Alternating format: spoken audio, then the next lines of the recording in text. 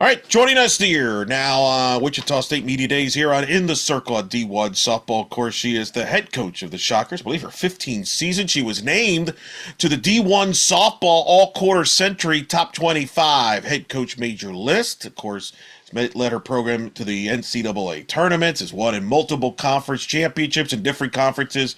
I speak of Kristi Bredbenner joining us here at In the Circle at D1 Softball. How you doing?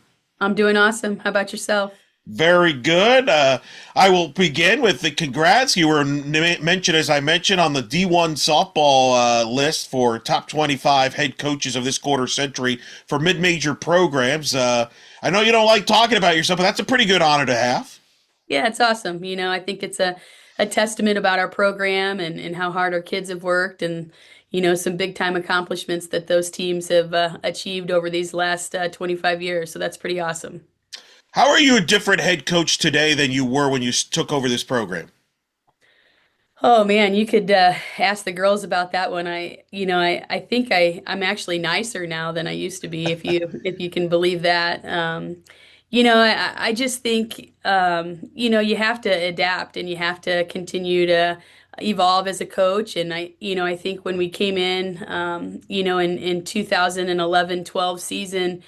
It was about changing the culture and really getting kids to believe in winning and believing that they can win and the hard work that it was going to take to accomplish that type of stuff. And so it was kind of weeding out the kids that just really didn't fall into that mold, right? And I don't want to say I was mean by any chance, but it was hard. You know what I mean? It was hard and we made it hard. And, it was those that could survive were going to be the ones that were going to be the impact players within our program. And then it was finding those types of kids, right? So our first big recruiting class was all about kids that had won state championships or travel ball teams that had won really well. And they may not have been their number one player on those teams, but they were part of that program that had had a lot of success. And so once you start bringing in those types of kids from a culture perspective, I feel like you're kind of creating that maximum effort from those kids to understand what it's going to take to get there. And I just think over time you understand that maybe you don't need to be as hard nosed all the time, or you got to get to know the kids a little bit better and create really good relationships with them. And I think as we've all, entered the world of the portal and NIL and revenue sharing and things like that, relationships are what's going to define your program, and being able to, build those relationships to try to keep kids here at a mid-major, has been the cornerstone of our program. Being able to keep somebody like Addie Barnard or Sid McKinney or, many others that I feel like Lauren Lucas, Cece Wong, people like that, where they're either, sticking around the program and they're all in as a shocker, or whether they're coming in for 1 or 2 years and looking for a rejuvenation. I feel like Wichita State's been a really good place for that type of kid and that type of success. Looking at this roster this year, it's unique. All the years you've come on the pod, it's a very unique roster in that it's two-thirds brand new, with freshmen and transfers. You have 7 returners. Just describe this roster. I mean, it's a little different for you than normal. I'm so used to seeing like X amount of players returning especially on the offenses we'll talk about. But what's it been like this fall with this new roster here and getting him to kind of click? I think every day is a learning opportunity, right? We switched it up. We did 5 weeks of individual work before we started team practice, so that put us at about October 1st for team practice, and that's why we're still practicing today. We've actually got a game today and tomorrow, and we still have all next week for team practice. But when you've got 14 new players that are all kind of learning the culture, but also learning how we do things, I think we sat down and decided that the best way to make sure that we were maximizing the time that we had with them was to kind of go through the basics, the fundamentals. This is how we approach different things, whether it's offensive, defensive, in the circle, base running. We spent a lot of those individual workouts, teaching and creating and laying that foundation so that when we did get into team practice, we weren't stopping and spending a ton of time explaining something that could have easily been explained in an individual workout. And so I think that was a big help. I mean, you roll the dice a little bit on it with the weather here, and we've had a couple of games that we've had to move around a little bit, but kind of knowing that we've got the ability to extend into the middle of November was kind of nice. I think it gave our kids an opportunity to really have an understanding of that expectation level of, how we run different defensive schemes and how we, approach hitting. And, I think for Coach O, it really gave her an opportunity, knowing that she had four new pitchers in her bullpen, to understand where they're coming from, their experiences, but also kind of ingrain that fundamental of, hey, you're going to build on something here in this bullpen. You're not just going to come in and throw the pitches that you're already good at. We're going to work on making those pitches better, but we're going to have to find different ways to incorporate some new pitches, some new philosophies into the circle. And so I like what I see. I feel like in our fall games we are competitive. Um, to me, we were lacking a little depth last year, and I feel like we've got depth at every position this year. Hungry kids, like I said, we've been a great spot for rejuvenation and that second chance kid who's maybe didn't have a great experience their first time around in softball, and so they're looking for that second chance, and they seem to be making the most of it, which has been awesome to see. You mentioned all the new faces. Did you talk to the seven returners and talk about, hey, let's show the new faces the way? Do you have leaders, or is that still evolving?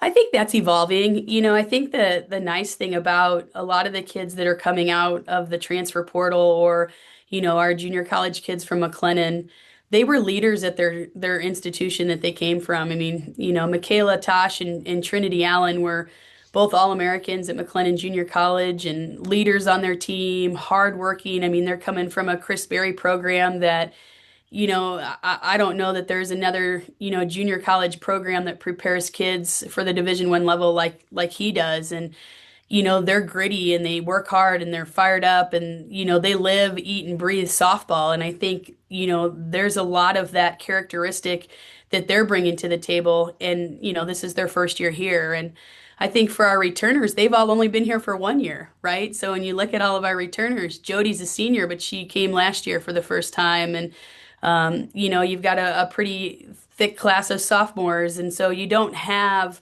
necessarily a lot of people with deep experience, but that's the difference that we're seeing in O'Reilly or in Ava. They understand the things that they struggled in last year, and I think that they're more willing to share their, experiences. I think there's more of a cohesive unit because I think at the end of the day, we're still trying to find and pinpoint who our maybe three or four top leaders are, but there's a lot of people that have a really good and positive influence on this team this year. And I think everybody at the end of the day is kind of focused on that same goal. We want the team to be the best it can possibly be, not necessarily just the individual. Let's talk about the offense, because when people think of your program, a lot of people always think of the offense. I mean, you mentioned some of the great hitters and players you've had in the program, like Sydney McKinney, CeCe Wong, Lauren Lucas, who all, by the way, are back as GAs, which is, I don't know, I'll take that GA list lineup there over anybody in the country there. So talk about the identity of this offense and who are some players that people will get to see to kind of lead this offense. Yeah, I think that might be an area where you're going to see some of our biggest change. I think you're looking at maybe a Jody Epperson and a Gabby Scott or a Caitlin Beckerly really being the only two returners in the lineup, right? Or three returners in the lineup. So, offense is going to be totally different. But, right now, if I were to give you some names, Asha Moore.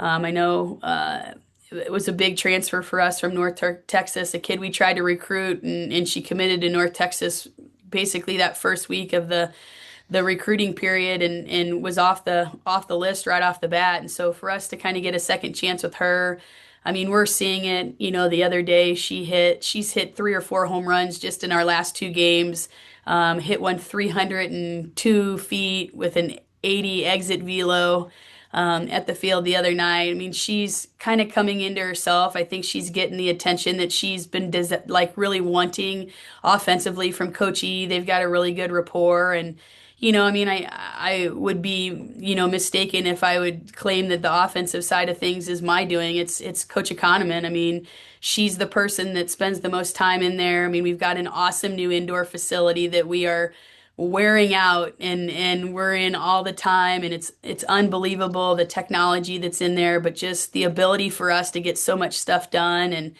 I think Asha and Coach E have created a really good relationship, and I think she's really understanding how to hit and have a good approach using her legs. Trinity and Michaela Tosh are both really great hitters at McLennan Junior College, and I think they have the ability to be, dynamic power hitters for us.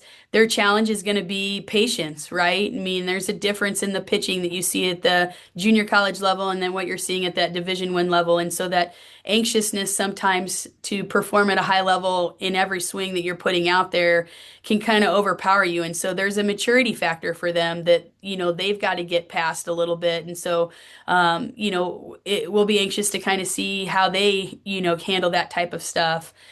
Jody Epperson looks awesome. I mean, she's swinging it well and seems relaxed and just really wants it and seems more motivated this year softball wise than we've seen her. So that's been awesome just seeing her have really great at bats. I would say the same for Gabby and Caitlin Beckerly. I mean, both of them just from the experiences they got last year, I think for, Gabby seeing her sister just excel at such a high level and to me, those are the things that you hope you see freshman year. You kind of figure things out. Sophomore year is when you really make the changes of, hey, do I want to be great or do I want to just be okay? And we're seeing some differences in them. But I mean, we've got a lot of new faces. I mean, Jonna Schrader is a transfer from Stanford. I mean, she's a left-handed hitter with some power, and if we can get her consistent up at the plate, I mean, she could be a really dynamic hitter for us from the left side. We've got a great group of freshmen, Cami Smith, Mackenzie Rooney, Skylar Rogers, and Kinsey Woody, who all have the capability of, breaking into the lineup as freshmen and being high impact offensive players for us. And I think that that's the part that's been pretty exciting to see, just there's a lot of competition. Like I said, we're too deep at every position.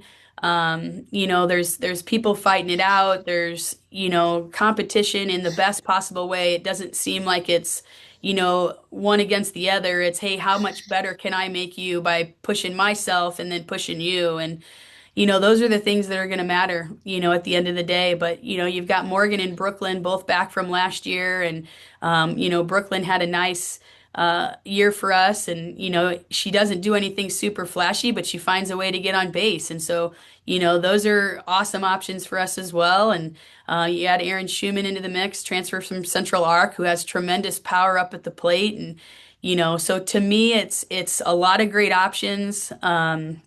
We've got a little bit of speed. We would love to have a few more left-handed hitters, but I think everybody's going after them. They're a dime a dozen these days, but I think at the end of the day, it's a really bought-in group with a really bought-in coaching staff. I think that's been Coach E having her three lefties back with Lauren and Sid and Cece. There's a lot of people really looking at our hitting and making a big impact in our athletes. And I think that's going to be something that plays a key part into our success this year.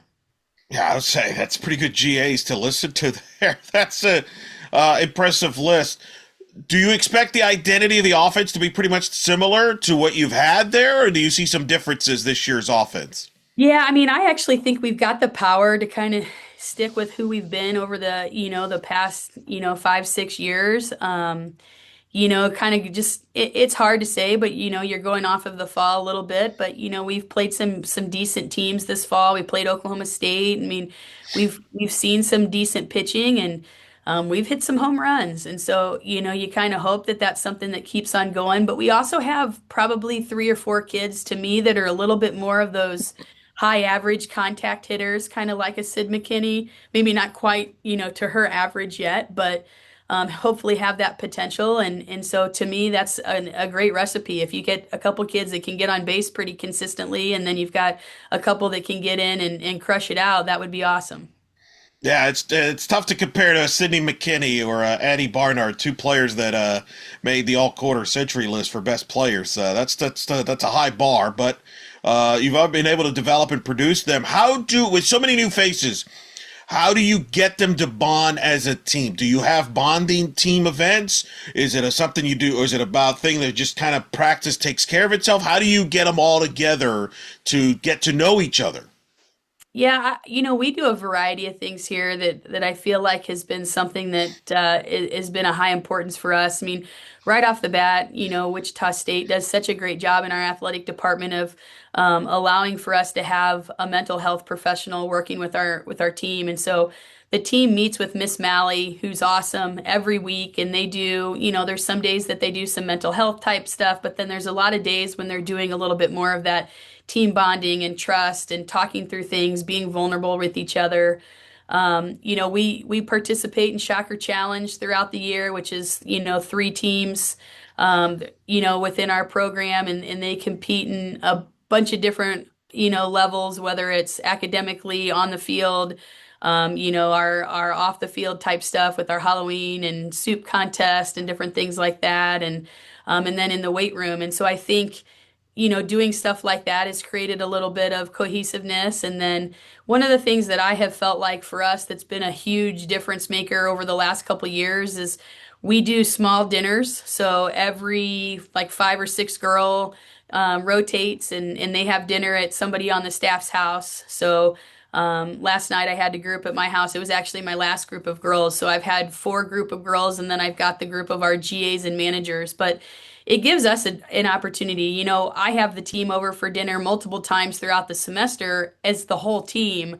But when you do that, you end up you're hosting and you don't get to talk to them and spend as much time with them one on one as you would probably like when it's the big group. And so last night we sat at a table and my kids are there, my wife's there. We do a little fishbowl of questions where they have to go around and answer different questions. And so it's really nice because I get to know them as human beings, not just as the softball player, and they get to see the chaos that is the Bredbenner house. And last night they got the full treatment. The kids were on one last night. So um, you know, when I asked them to babysit after last night's group, they might think second think again about that one. But to me, that's what creates those bonds. They're in groups of people that they don't pick. So it's usually new and old and returners and non-returners, people from different classes, people that aren't roommates. And then that gives them an opportunity to get to know each other. And so I think that's played a pretty nice part into it. But culture is everything, and I think that was an area we struggled in a little bit last year, as we had a little bit more of that me over we mindset where, oh, you might have had a really good game, but we lost. And, to that particular athlete, all that it mattered was that she had a good game, right? Well, at the end of the day, the team lost, and that's the bigger concept here. So we're trying to right that ship and, doing every little thing that we can to kind of create a really good chemistry this year to have success. Pitching wise, you've got a lot of depth. Might be one of the most deepest pitching staffs that I can remember you having in a little while. You returned Riley Neihart, who I'll get to talk to here for Media Days. A delight, was a co-freshman of the year. You got Ava back. Both of them combined to throw over 200 innings for you last year, carrying the staff. But you've added a lot of new faces in the circle. Talk about this pitching staff. Yeah, I mean, I'm pretty excited about them. I think, Courtney Oliver's done a really nice job with them. I know from a cultural perspective, I feel like the bullpen is a really good unit. They're getting along. They, are very, again, you've got those kids. You've got a Jade Sanders, you've got a Gabby Fakes, and you've got a Janelle Wilson, all kids that, transferred in. Janelle and Gabby didn't get a ton of opportunities at the schools that they were at. So this is their rejuvenation, right? This is their second chance, and they've got a lot to prove. And I think for both of them, their past is their past, and now they're looking towards what's happening in their future, and they're really excited about it, and they're getting the opportunities to kind of show us what they can do right now. And you've just seen their confidence grow just over the last month and a half, which has been really awesome. Jade transferred in from a Division II school, and for her, I think it was, hey, I had a good level of success at the Division II level. I want to see what I can do at the Division I level, and I mean, she's she can sling it. She's somebody that I think will be a big impact for us. And then you add Jenna, who's a freshman, who's definitely going to be more of your role type pitcher, come in and change the mojo a little bit. But I think the difference for us is that they're looking at each other as one, right? How can we all help each other? And I think that's what pitching is going to now. You and I were talking before we, got on.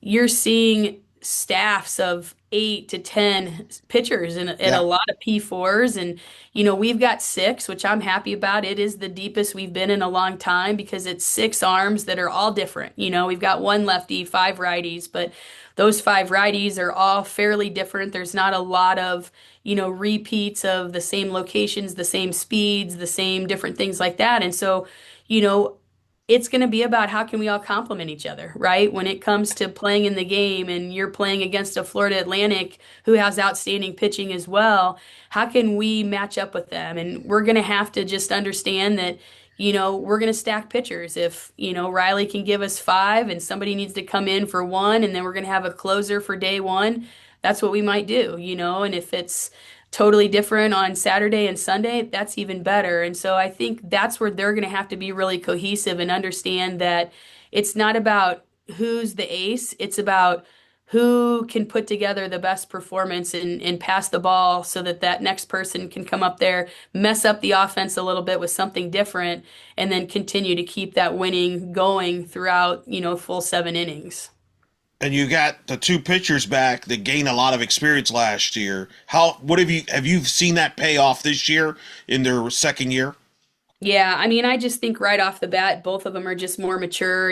Riley and Ava have both come back in, and you know, we all talk about the sophomore experience, right? The sophomore year to me is one of the hardest years for a student athlete, and especially in this day and age of softball, whether you're an outstanding hitter or you were, an outstanding pitcher or vice versa, it doesn't really matter.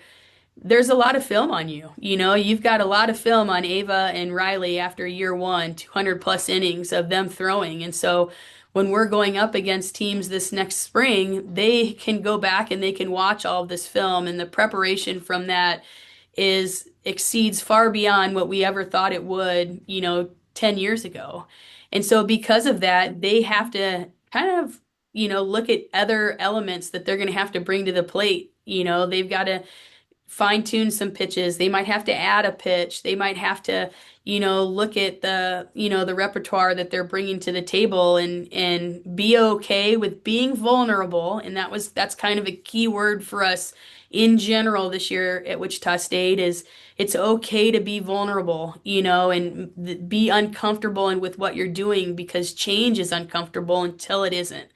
And I think that's something that Ava and Riley both have embraced this year. I think they've both come in much better shape with a true understanding of what it's going to take to be successful. And, for me, we're seeing a big difference in their ability. You mentioned obviously the competition, the depth that you have defensively, because I've always felt when you won your championships, the most underrated aspect of your team that maybe you didn't get enough credit for was your defense and the great range that you would have, either being the infield or the outfield. With so many new faces, how do you evaluate your defense? Because normally when, and I know in the fall as coaching staffs, you all like to try different things defensively, but with so many new faces and learning all of them, how do you try to figure out what's your best defense and maybe a certain player, hey, I think this player fits perfectly here versus here? Like, how is that as a coaching staff? How do you evaluate that? Well, I think for us, a lot of it's going to hinge on offense, right? Sure. Where what's your best offensive, lineup with your second best defensive mindset or I think we're going to have a cornerstone. I mean, we added Chloe Ryan, Atlantic 10 Player of the Year, Defensive Player of the Year. She's outstanding, and she's, coming in at shortstop. She's got great hands, good footwork. Only has 1 year, and to me, it could be that cornerstone of our defense. And we've got a lot of different options at second. We've got first. I mean, there's a lot of different options. I still think we're figuring out our catching position. We've got three sophomore catchers, Gabby, Caitlin, and Aaron all kind of duking that out. We're too deep at every position in the outfield with speed. I can tell you right now, Jody Epperson's going to play in the outfield because there's not a better outfielder on our team. I mean, she's exceptional range, great arm, and obviously for her, she's hitting really well. And so, there's a few that I can say, hey, right now she is in the lineup, and that's Jody, that's Chloe for sure. I think the rest of it's really going to kind of come down to how they fit. Asha, Kinsey Woody, Jonna Schrader have been kind of duking it out at third. Trinity, Asha, and Woody are playing some first. You've got Cammie and Skylar at second, and then you're two deep. I mean, we've got six outfielders that all have the ability to play at a high level, and so a lot of that's going to come down to offense. But I'm excited about our defense. That's been one of the areas that I feel like I've been ecstatic about going into the fall, and we've had some challenges in the fall defensively that I think we've got to clean up. I thought we played way better on Sunday defensively than we had been. And I think a little bit of it is we're playing situational fall games, so we do a clean inning on all of the all of the odd innings, and then we put base runners on in the even innings, and it's really helped us because sometimes when you're playing some of the competition that you're available to play in the fall, you don't get a ton of base runners defensively.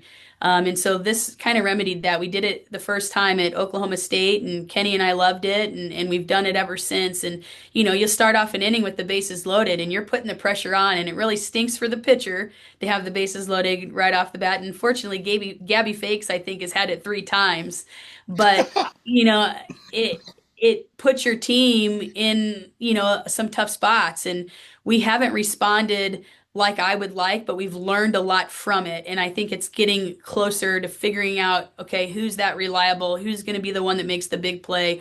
Who's going to get us out of those innings? And so to me, I think the defense right now has the most opportunity to grow and get better. And it's going to be one of the things, in my opinion, in the spring that creates the wins for us. I think that we could lock it down. It's some really good options.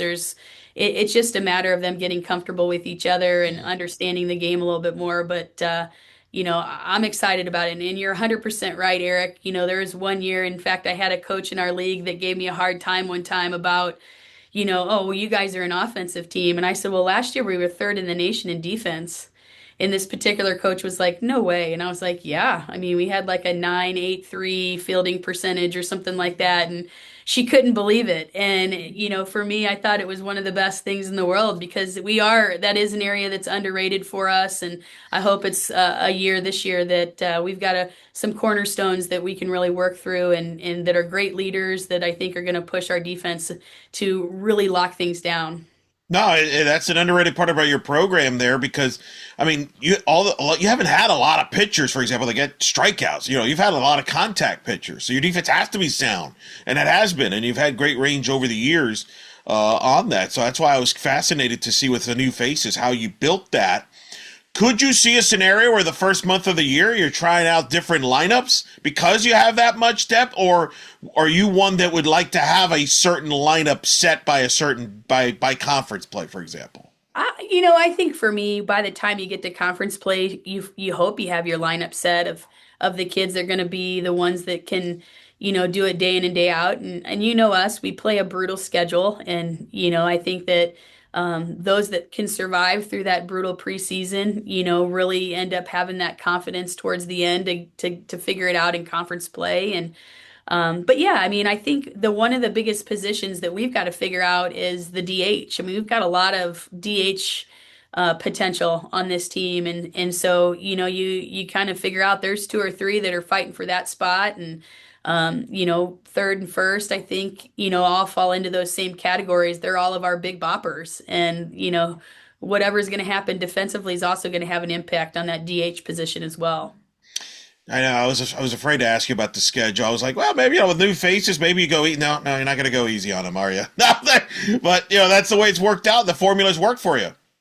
Yeah, I mean, I think it's important, and you don't always know what you're going to get. I mean, we got into Baylor's tournament, and for me, I was like, oh, this will be a great one. It's Baylor, Northwestern State, New Mexico, and then I get a text message from Glenn, and it's like, hey, how do you feel about Mississippi State joining? And I was like, sure, if that works, right? And then PJ is in charge of Texas State's tournament.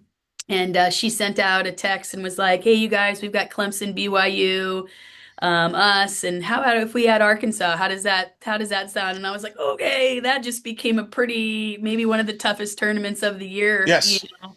but that's okay. That's okay. And for our kids, to me, like you said, it's been a great formula for us to play great competition, to see where we're at against some of the P4s, to knock a few off if we can, because those wins become the ones that get you talked about in the room. I know that, like it's my right arm. I mean, that's the conversation in the room is, did you knock off a couple teams that are in that top 25? And that is a significant, check mark when you want to make the postseason. And, to do that, you got to play some of the best. And so we've got the tough schedule, right? We're going to Baylor, we're going to Texas State, we go to UT Arlington, and then we finish up at Missouri before we start conference play. And so, at the end of the day, yeah, we're tested, but, hopefully we'll come out better because of it.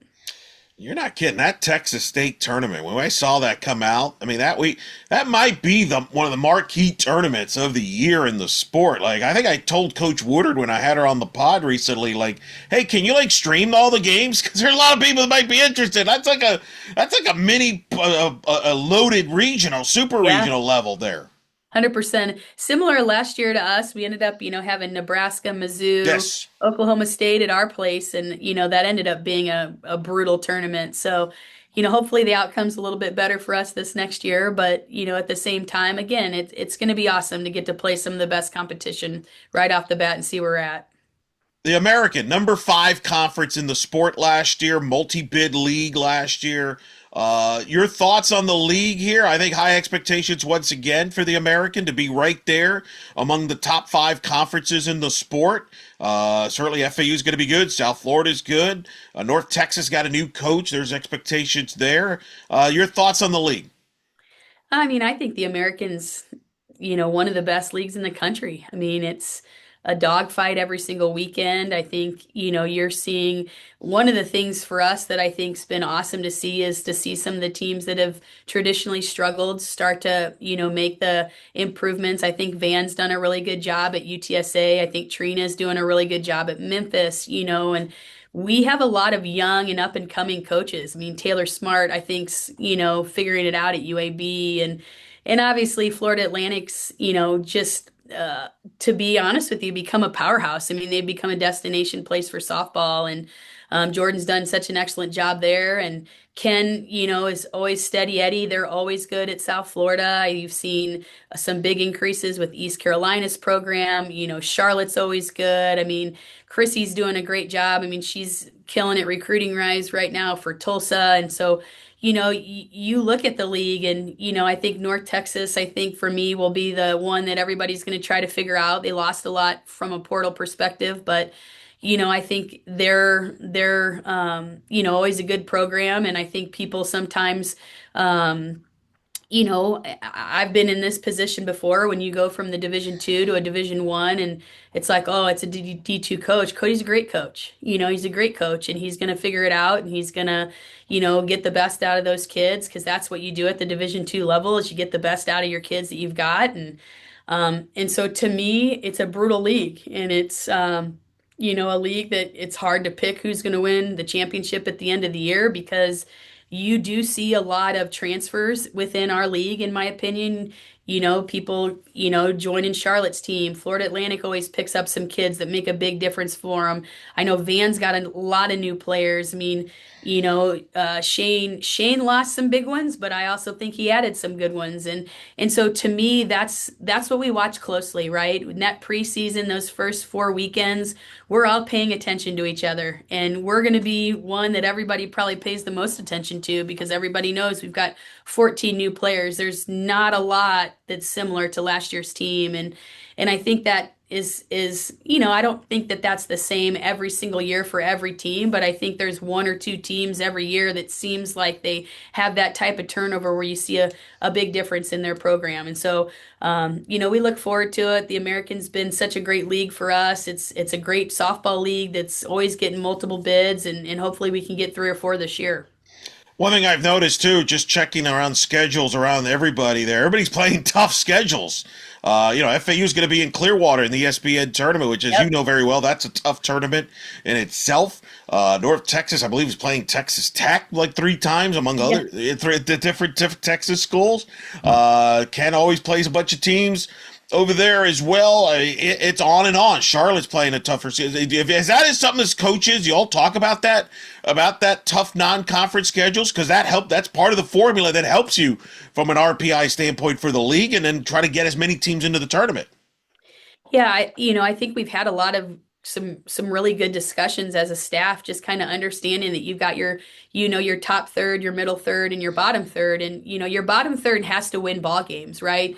They shouldn't be scheduling too hard. They need to get 30 plus wins if they can, because that's going to improve their RPI, so then you don't have that RPI crusher when you're playing him three times in the second half of the season. And so I do think that everybody in our league gets it now, and they're doing their best to not just look out for themselves, but they're looking out for the other teams in our conference. And sometimes you can have too hard of a conference or too hard of a schedule, and then it's hard to find your way out of that a little bit. But you don't normally see a whole lot of that in our league. I think there's a really good understanding of that top third, middle third, bottom third, and the impact that it can make in us getting some of those at-large bids at the end of the year. Big news, obviously, with the tournament this year. It's going to be 32 seeds. They're seeding. You're no longer on the committee. Are you happy you're not longer in the committee now? Because now you got to seed 32 teams versus 60. What's your reaction? I know it's not a surprise, because I know, talking to people in the committee and talking to the chair people over the last couple of years, this has been a hot topic about going in this direction. Volleyball and soccer kind of started this a few years ago, but now it's reality. Your reaction? Yeah, I mean, I think it's awesome. I think it's showing the growth of the sport. I think it's showing the investment the NCAA wants to put into softball, because it does cost more, right? It costs more to seed an additional 16. And yeah, they're going to be doing it more in that quad seeding to try to reduce a little bit of that cost. But at the end of the day, there's still some cost big time associated with it. So I think it's awesome. I think the committee works really hard day in and day out to try to put the best field of softball teams, in the tournament every year. And there's some years it's really tough. I mean, it's a very difficult situation. And I loved my time on the committee. I loved all the people that I met.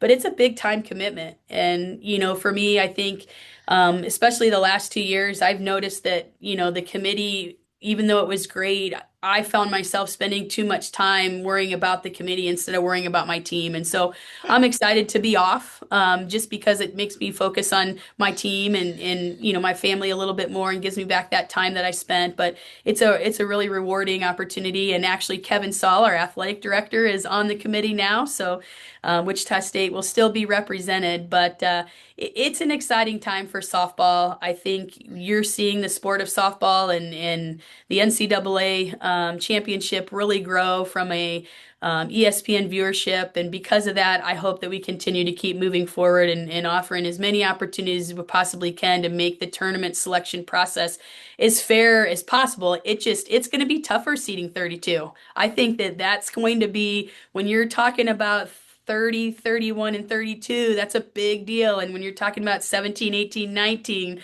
that's a big deal. And so at the end of the day, that might make for an extra couple hours. I think we were home last year in bed by 10 o'clock on Saturday night and felt pretty good about it Sunday morning. And I'm not sure that's going to happen as much in the future.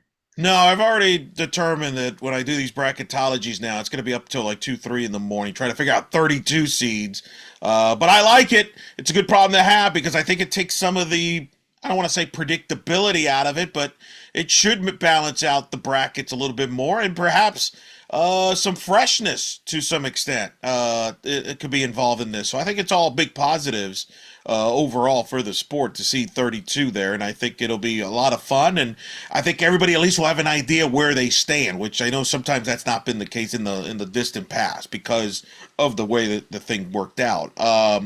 You give any advice to Kevin? I just told him to, take in all the information that he possibly can. And, it's all about watching softball. The 32 is a big deal for him.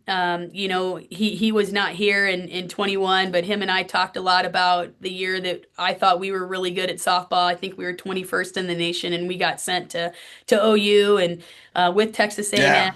So, I think when you look at why you're doing the 32, we were a really great example of that. And Yes. so, Yes. That's a great blueprint right there. yeah, Example. Yeah. so he gets that, he understands that.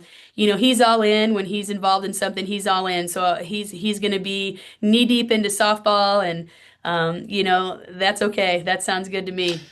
No, I'm glad you brought that up because that is the blueprint of why this is the 32. You have to go to 32 because the only reason you got sent to Norman was because of a geography, Yep. which it just made no sense seating wise, and that would not happen under this new format with the 32 seeds. So I think that should be an example. I think that should be sent to every committee member at 32.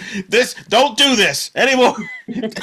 But it's a great blueprint. What did you learn from your time as the committee that you didn't know going in? Because obviously you're a head coach. When you're a head coach on the outside, you're always worried about your teams, which means you're gonna, hey, you might clash sometimes with the committee and say, why did you seed my team this or that? But now you've been in it, so you understand it from a different perspective. What did you learn about it that you think that you'll kind of that you didn't know going in?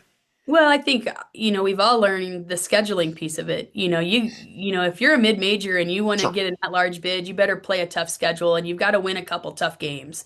You can't just play a tough schedule and just get, whomped by everybody. You've got to find a way to win some games. I think just a true understanding of scheduling. I mean, if you can schedule as many, in my opinion, like 35 to 75 RPI games, that's awesome. That's a tough schedule. And when you look at the Oregon's, the LSU's, some of those that you look at them, and maybe, LSU's always been one, like for me, that's, they didn't always finish in the top half of their league, but their RPI was always so great, and it was who they were playing against. They rarely played a team above 100 in the RPI. It was always, double digit teams that they were playing against, and that went a long way for them. But I think the other part is that you have to have grace. You're not always going to be able to make it make sense at the end of the day, and I think that can be challenging for the committee. I mean, it's not for a lack of trying, a lack of effort. You're sitting in the room and you're trying to put together the best bracket, and there's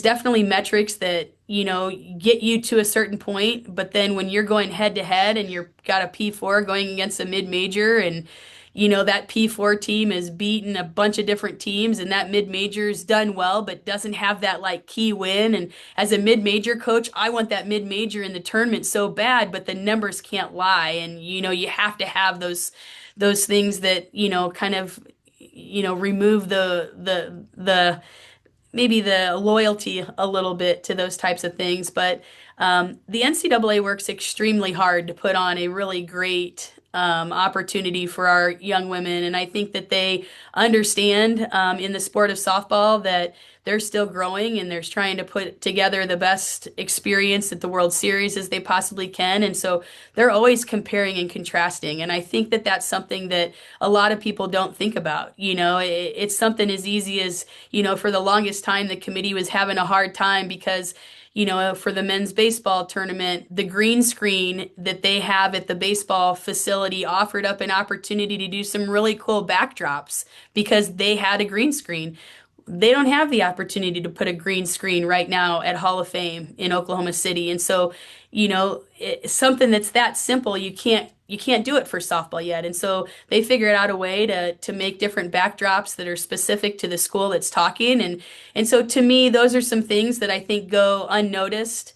Sure. They're easy to complain about when you don't get it, but then when they do make the change, and they're making their effort in limited capacity to do things, you don't necessarily get the pat on the back for, hey, way to go, you did a good job of figuring that out. And Liz and the group, I mean, Kelly, Liz, they all do an awesome job. And I just think that they've grown that sport and that championship in such a big way. So it's exciting to see what's going to happen here in the future. No, that's well said. That's well said. A lot of stuff behind the scene people don't realize when they're like, hey, why are they doing this? They're not doing that. There's more into it than people realize. 100%. Last thing before I let you go, what's a couple of things that you think are going to be keys for this group that will determine how your 2026 season goes? I mean, I think the biggest thing is can we gel? You know, can we gel as a program, and are we going to have that culture of commitment and grit and fire? And you know, I think the for us, we've still got to figure out who we are, what our identity is going to be. Are we going to be the team that cheers in the dugout, or are we just going to be the team that like chats it up and is locked in and stays focused? And either one works for me. We just got to figure that out. And you know, our pitching is going to determine a lot of our success this year, and I think that's going to be a huge part of our program moving forward is continuing to, you know, do it in the circle. I think we'll hit. I think we'll play good defense. I think the biggest thing is you know, can our pitchers really, in my opinion, work together to keep teams off balance and win us some ball games? And if they can do that, I think we've got a really great chance of doing well this season. That is Wichita State head coach Kristi Bredbenner joining us here on In the Circle on D1 Softball. Coach, always a pleasure to get together in our annual get together. We've been doing this now 6-7 years in a row now. You've been on, I think. It's a good streak. I like the streak. Listen, always appreciate you taking the time from a busy schedule to talk to us. Good luck this year. I'm sure we'll cross paths, and thanks for always taking the time to talk to us.